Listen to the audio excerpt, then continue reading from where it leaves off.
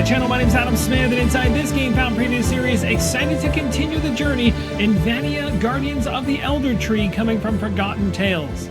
For those looking for the campaign page link, I've got it for you in the pinned comment and video description, as well as on screen right now. And also, if you're not a part already of our Discord server or the Facebook group where solo gamers are talking about all released solo games and also games coming in the future like this one, you'll definitely want to check out either or both of those locations, and you'll also find a link to this in the pinned comment and video description as well.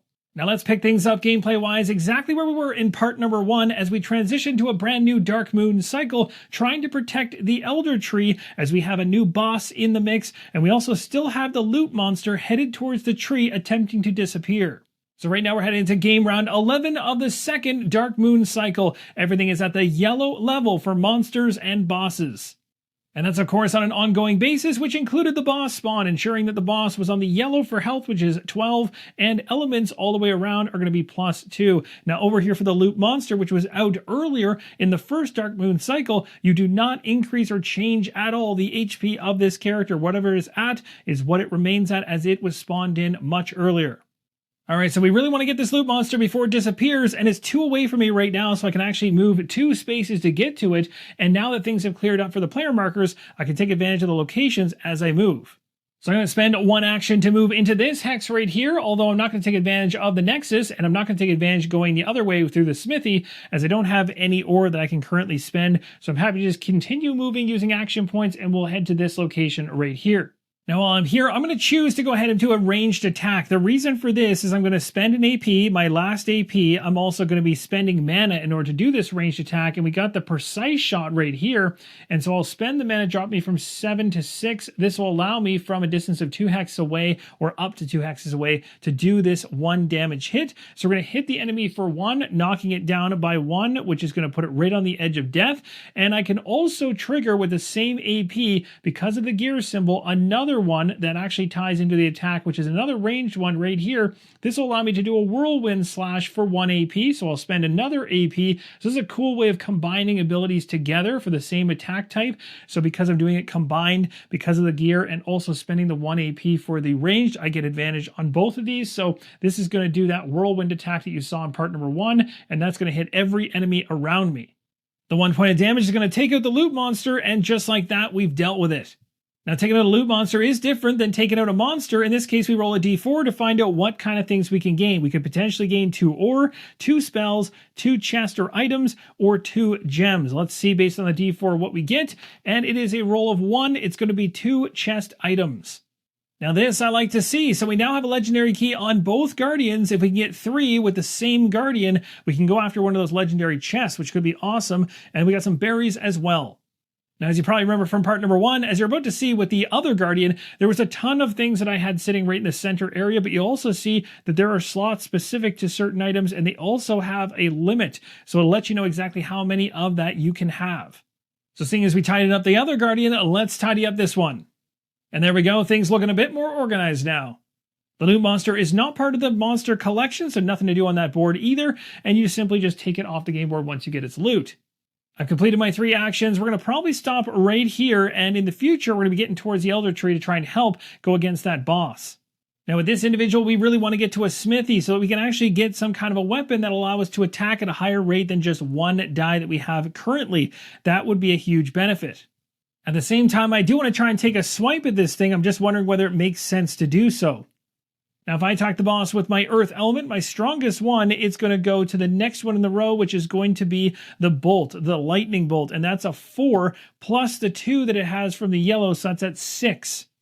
Now, while I'm crunching numbers to try and determine if I want to attack this thing, the other thing I have to be aware of is the fact it has special abilities that are consumed 1 time, just like the spells that we can pick up ourselves on our turn. But you can see one of these here says that it'll attack every guardian before, during, or after his turn within 2 hexes and cause 2 damage each. So I believe, even though it's not the boss's turn, this one activates right now as it's got guardians within that area, so it can actually make use of this.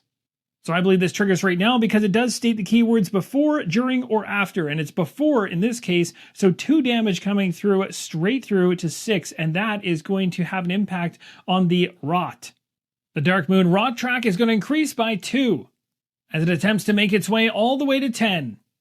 So I also have to keep in mind these other special ones, which will trigger depending on what I'm doing. So this one says it's going to attack all guardians in range and reduce their health by -2. And that's got a pattern right now that I am definitely going to be inside of if I try and get up close and personal with this thing.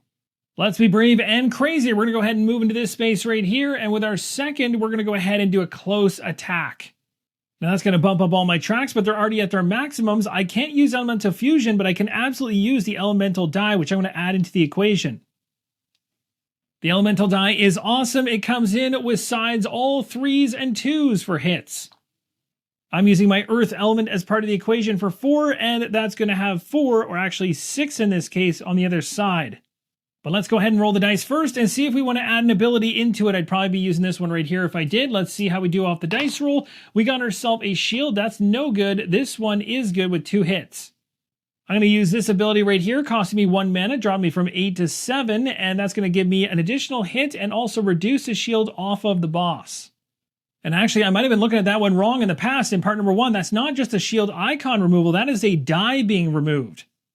The boss is going to bring in 2 black dice, but 1 is going to be removed thanks to my ability here, taking it out of the equation. And then we're going to go ahead and roll this. This is the boss defensive die. It's part of the equation. And this is the ability die to determine if anything else happens on the boss. So let's see what the roll is on this. So it is going to be, wow, 3 shields and the bottom portion, which is going to be strong roots, -2 attack for the guardian.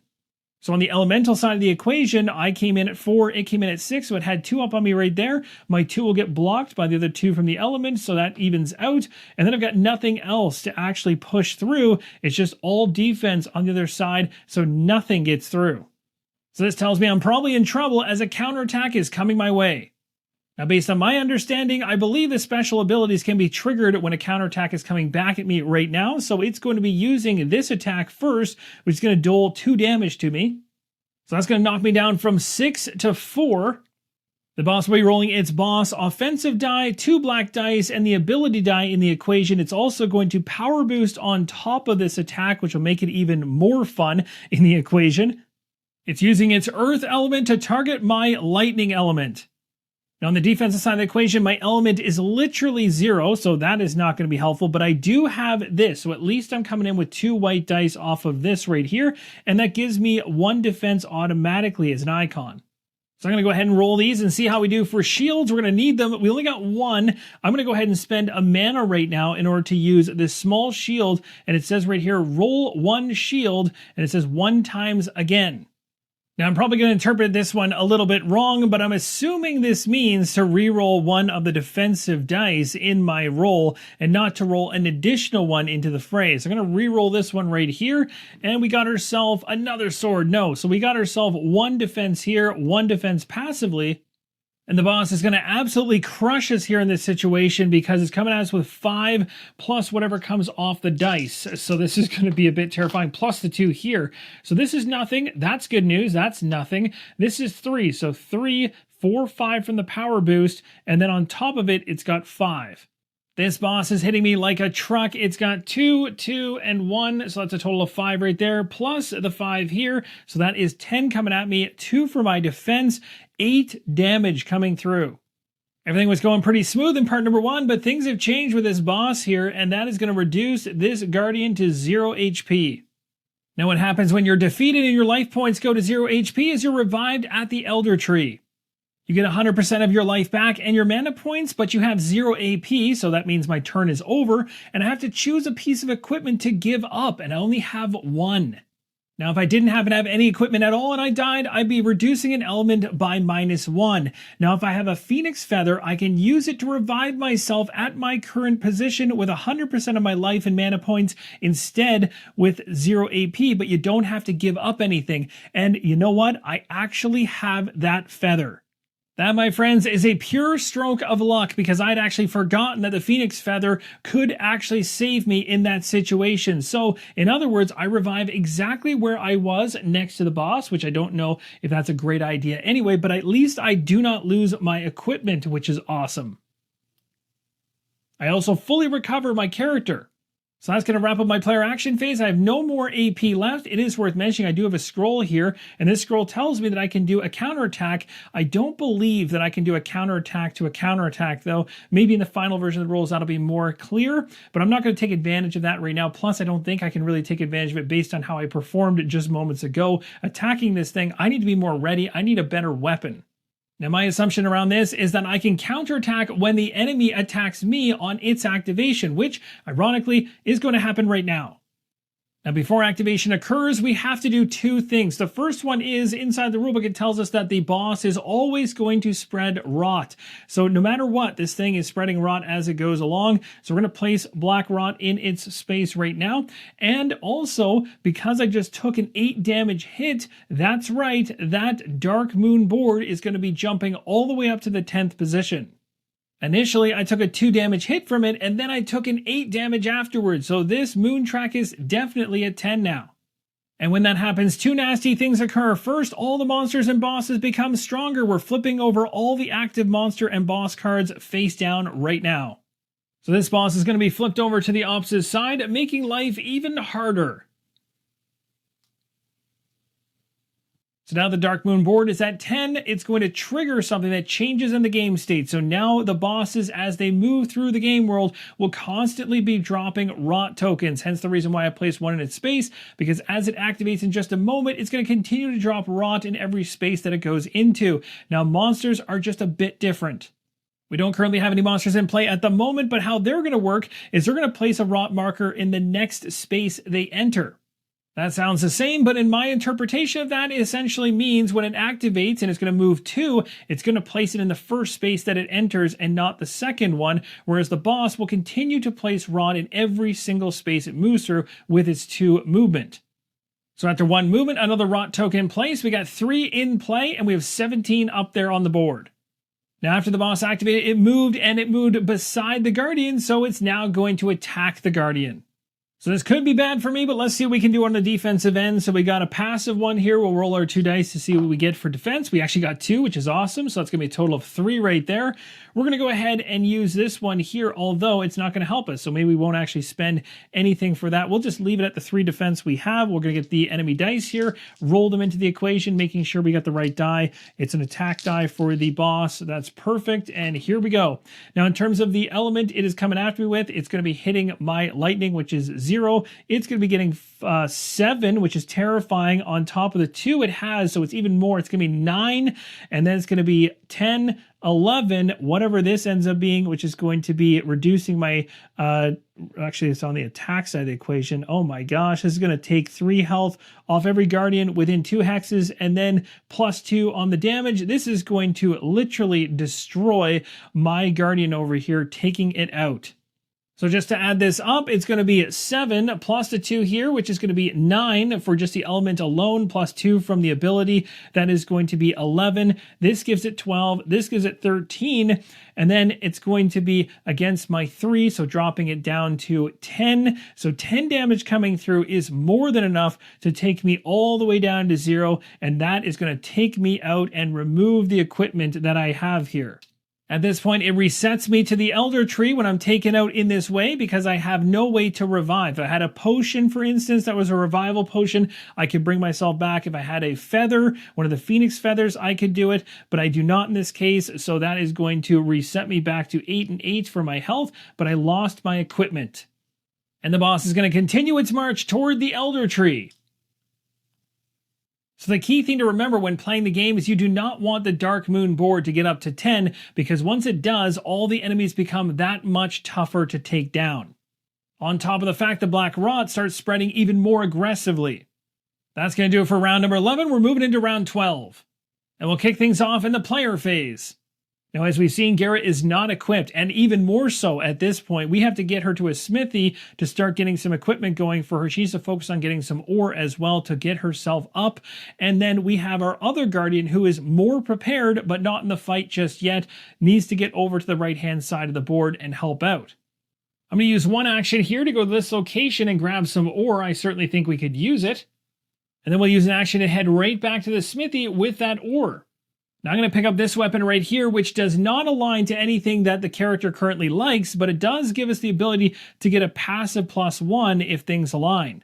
And they do in this case, which is great. So when you place a second weapon into the other slot, you're going to see some connection lines between, and you're going to see that a square on this side and a square on this side means we can gain the passive on the opposite side. We also, of course, are opening up more options for the slots, for the 2 slots that are up here in terms of different usages we can have and combinations in there for the gems and the abilities. But this passive one is nice, and an extra die is great. Now, the kicker is when you go to actually use a weapon during combat, you're going to pick one weapon based on it being the strongest weapon. So you're only going to take one set of dice. Even though this looks like you'd combine these, you're not going to combine 2 and 1. You're just going to take the strongest, which is 2, but then you get the benefit of the bonuses off of it. So it'd be 1 icon guaranteed, 1 icon down here guaranteed already. So that's 2 icons now passively with 2 dice to roll.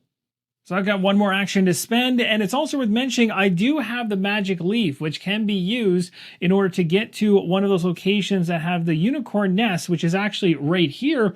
I could use it to get rid of some of the black rot.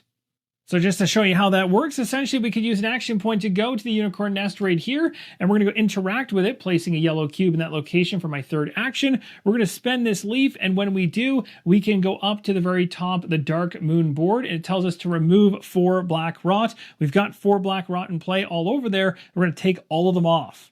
So this starts to show you how you can mitigate the rot, and of course this matters even more when the rot is actually spreading across some of the iconography you actually want to use in explored hexes. So right now it may not be the most beneficial, as most of them are sitting in unexplored hexes, but in future states you might have a situation where a boss showed up over here, for instance, and is trampling through a bunch of areas that have rot in them and stopping you from being able to take advantage of those, and you can go to those unicorn nests with that magic leaf and you can deal with a bunch of them.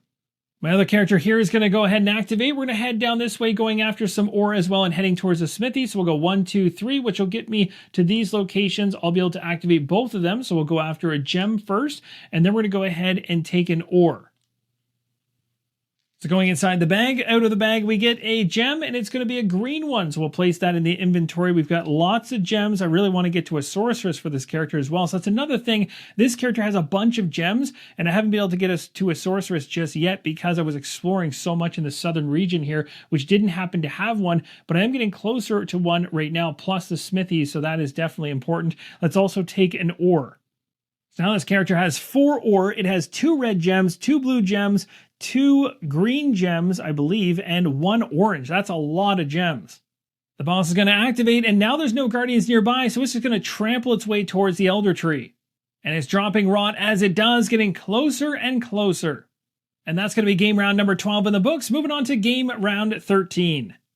At this point, we have a monster spawn to do. We're spawning 2 monsters based on the guardians in play, rolling some dice to find out where they're showing up. All right, so the very first roll is going to be at gate number 1, which is right here, 1 monster. And it's going to be the monster Ice Cold coming in at yellow and also flipping to the opposite side because of the dark moon. Now let's go ahead and roll for the next monster coming in and find out where it lands. It's going to be 3 and 1 more monster. And ironically, this one is called Doom, which is exactly how I'm feeling right now based on how things are going in my game. So now this has been souped up to an even more powerful version. And I just realized I mixed up the spawn points yet again, always sometimes thinking this is number 1, but I've always had 1 up here, then 2, then 3, then 4. So I've moved Ice Cold up here at 1, and Doom is down here. Now, as you can see, we're getting squeezed all around the map, and knowing that the Dark Moon is in the position that it's in on the board up top, we are now going to be spreading Dark Moon rot for every first movement of the monster on their activations. The boss is going to continue to do this. The boss is going to be next to the Eldertree at the end of the next round after its activation. It's going to do 2 points towards the tree. If the tree takes 1, 2, 3, 4, 5 hits, it's going to be gone. I can tell you right now, without playing through a number of other rounds, that this is headed south. And the main reason for that is on me, from my strategy. This game has a ton of strategy built into it. You might not have sensed that in part number 1, as things seem to be pretty well under control. But as you can see inside the finale, the second a boss showed up, and the second some of these boards start to tick up to the higher levels, the game can change very quickly. So there is a time frame where you must prepare and be ready for what's to come. So I think strategically, looking back at how I played up to this point, I believe that I played this Guardian really well. I was able to get a lot of abilities, like the fusion ability going. I haven't used it yet, but at least I have it ready. I've got the dice ready to go with that one. And also I've got good equipment and synergies with what's going on the dashboard, whereas the other Guardian only had one piece of equipment and wasn't able to get to the locations it needed to be at in order to start spending those. And I should have made that more of a priority. That was on me, strategy-wise. And I was focusing and relying too much on one Guardian doing all the attacking and not enough on both of them actually leveling up and pushing themselves up higher. And so because of that, I've got myself in a bit of a bind and I'm a bit behind right now. And I know that by the time I've got my Guardians ready to go, that Eldertree is going to be destroyed. So in order to wrap up this video, I do want to show you a better battle against the boss using the character that I actually have more prepared for battle, and that is going to be Durin. So he's going to go ahead and spend 1 in order to get into the Nexus area right here. He's going to, from here, use his route in order to transport himself to the Eldertree, and that's going to get him within 1 shot of this boss. Now, the weakest target on the boss in order to go after is going to be wind, but first I want to pull off a ranged attack that can lower its health overall. So for a ranged attack, I'm going to go ahead and spend 1 AP in order to do it. I'm going to spend 1 mana to do this. It's a precise shot from 2 X's away. I can hit the target for 1 damage. So we're definitely going to do that. So it's a guaranteed hit. I'm also going to use this gear action in order to be able to use this one here, which then allows me for another mana, which I will definitely spend right now in order to do a whirlwind. And that's going to allow me to slash the beast for another one. So that's 2 hits against it. Those hits are going to make an impact right at the gate, dropping from 12 down to 10. So now we're going into a close combat attack, and we're going to bump up everything on our charts here for these 2 tracks. This one should have already been up at the top for a while. That means my elemental card down here is this one. The fusion card is going to be ready to go, which is great. Allows me to re-roll, or I should say roll the elemental die twice, and the highest value reduces the defense of the monster. So we're going to get this elemental die into the equation, which is awesome. We've got 2 white dice because we're using our strongest weapon here with 2 versus the 1, and because they're linked together and they can combine, we get a passive 1 here. We do not get the one up here. We get the passive from this, a passive from this. So that's 2 right there. We're going to roll these 2 dice as well as this dice right here and see what we can pull off to start. We got ourselves 2 shields, which is not good, but 3 hits off that one.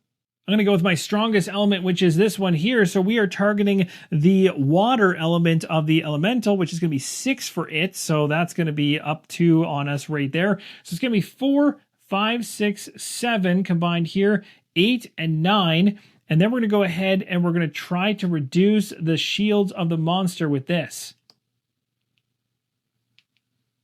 So 9 is coming at it, and as we're targeting it with the lightning, it's going to be using water, which gives it 6 right away. Let's see what happens with the rest. So it's got 1 defense here, 1 defense here. This does not matter. And again, we're going to be able to try and reduce the shields. This right here is going to provide it on the defensive side with a -2 to our attack. So it's actually going to drop our attack from 9 to 7.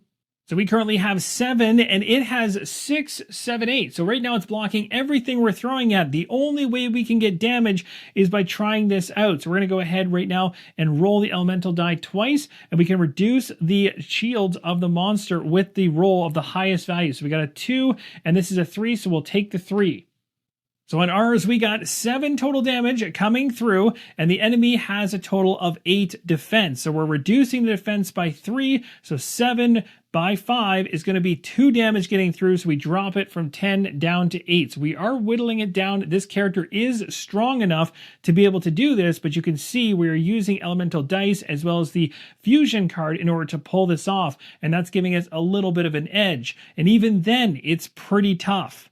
So as you've seen before, the boss now would try to counterattack me. It's going to use its strongest, which is a 7 here, plus the 2. And actually, I just remembered this thing actually has a +2 because it's yellow, and I forgot about that. So that means the 2 damage I thought I did actually did nothing because it was actually getting a 6 plus the 2. So I literally didn't do anything to it. It's now coming back at me, and it's going to be attacking me with its strongest, which is 7 plus 2 is 9 before it even rolls the dice. That is literally terrifying. We're going to go ahead and roll these dice just for fun to see what happens, because this is just going to get worse for me. I want to see what kind of pain is coming my way for fun here. So we got ourselves 1, 2. This icon right here is going to trigger the one at the very top, which is going to give another rage die into the equation, another one of these.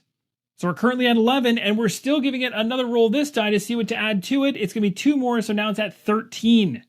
Now on my side of the equation, I do have some armor here, so I'll use 2 white dice in order to try to defend this. I get 1 passive here, so that's nice. We'll go ahead and roll this and see what we get off of it. We got ourselves, I knocked all these cards over. We got 1 defense here, so it's going to be 1 plus the passive that we have here for a total of 2 defense. And it's worth mentioning in the final version of the boards, the recessed area here for the cards to sit in will be deeper, so these cards will absolutely stay in them without ever falling out. And typically you wouldn't roll your dice on top of the dashboard anyway. I'm just doing this because of the space. Now we're going to go ahead right now and find out what else we can pull in the equation. We can use our dragon armor, so we can spend a mana dropping this to give a plus 2. So now we got 2, 3, and the passive one for 4. Now 4 off the 13 is 9. Guess what? That is still going to rocket me all the way down to a death. And that is still going to take away, if I don't have a Phoenix Feather, one of my equipment. So as I was mentioning before, I just think I'm on the cusp of being prepared with this one. I did a really good job of building this character out, just maybe 1 step behind what the boss is doing to me, probably because of the Dark Moon board. That really gave it the extra boost to get over the hump against me. You want to try and have that not happen. And the reason it did was because it was able to attack my other Guardian more often, which was weaker, getting more hits, raising the Dark Moon board up, and that of course cascades into the effect on this one. So make sure both your Guardians when playing co-op are building up equally so that you don't have a weakness out of the 2. And that, my friends, is going to wrap up my finale for Vanea Guardians of the Eldertree. Had a lot of fun with this one. You can see how the strategy starts oozing out as you get further into the gameplay. And I'm only in my 2nd Dark Moon cycle. So a normal game would go through 3 Dark Moon cycles, but of course you can shorten it to 2 if you wish. And this was on easy mode. So you can see there is a lot of strategy in being successful in this one. And as you can tell, I didn't exactly hit the mark. But regardless of all that, I really enjoyed the different synergies between the gameplay elements. I enjoyed building up my character, exploring the game world, and running through all the different areas I was able to encounter. I love the loot system. It's really fun and rewarding to kind of get loot constantly. That's a lot of fun because typically loot only comes when you kill a monster in most games. This one comes at you with a lot of loot really quickly, and that allows you to actually do a number of things strategically and kind of opens the doors as to different ways you can play your Guardian character, and I like that. Long story short, I really hope the previous series gives you a great look at this one and helps you make an informed decision when it lands on GameFound in the near future. The campaign page link can be found in the pinned comment and the video description. Thank you guys so much for watching. Be sure to comment down below and let me know if you enjoyed what you saw. Let me know if you're intrigued by this one, what aspects you like, you dislike, things you may want to see changed, what it is about this one that intrigues you. I would love to hear all those comments. And also, if you're not part of the Discord community or you're not part of the Facebook group, we'd love to have you in either or both of those locations to talk about solo games that have released, stuff coming up in the future, or any other aspects of the solo gaming hobby. Thank you guys so much for watching, and as always, keep on rolling solo!